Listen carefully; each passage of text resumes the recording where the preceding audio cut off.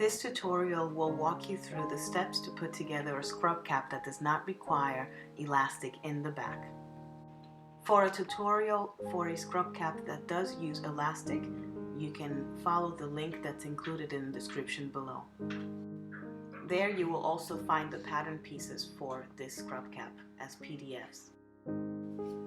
The pattern pieces that are included in the PDFs are a cap top, a cap side, and a headband tie.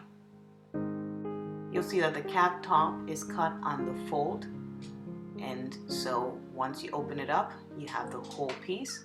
Same thing with the cap side. It's cut on the fold, and then you open it up to reveal the entire piece. For the headband tie piece, I've given you a pattern for that, but it's basically just a long strip of fabric.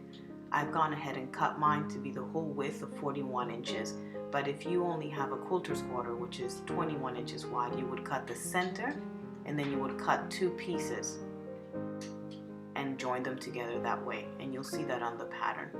And it's about 3 inches in height.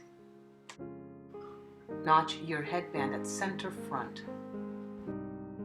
Then I'm going to take my top, and as I cut, I've notched the center front, which is up there, and the 2 notches on the side. The same thing will happen with your cap side. As you cut, you will notch the top and bottom at the center front, and that notch, which actually lines up with the cap top notch on the side. I've also included the seam allowances in your pattern. You have a 1/2 inch there and a 1/4 inch at the bottom. And for the cap top, it's a 1/2 inch all the way around. And for your tie, there's a 1/4 inch on the top and bottom and the sides. The first thing you're going to want to do is to line up the notches of the center front of the cap side and the headband tie. Both pieces will be facing right side up. You're going to stitch with a 1/4 inch seam allowance at the bottom, starting at the left side of the cap side and going all the way across. And make sure that you back stitch both ends when you are sewing to secure the seam in place. Now you're going to press your seam allowances towards the headband tie. You're also going to keep pressing a 1/4 inch along the headband and press on the side and press on the bottom, a 1/4 inch all the way across. You're going to do the same thing on the other side, a 1/4 inch down, a 1/4 inch at the bottom, and a 1/4 inch at the side. Once your sides are pressed, you're going to turn it up and stitch along the side, and you're also going to stitch all along the headband. As you sew, make sure that you cover the seam that was already there. So you're going to cover it and then have your new seam going over it. Again, you will get to the end and do the same thing here. Stitch all the way across and then back down and back stitch at the end. Once you're done, you can iron it so that the piece is nice and flat. The next step is to finish the edge of the cap top. For this, you have 2 options. You can either just take it up a 1/4 inch and then fold it another 1/4 inch again for a total of a 1/2 inch. So a 1/4 and a 1/4, and you stitch along that. Your other option would be to use either a zigzag or an overlock machine and finish that edge and turn it up once, a 1/2 inch. You'll see the edge, but it will be finished. Here's what it looks like with the finished edge.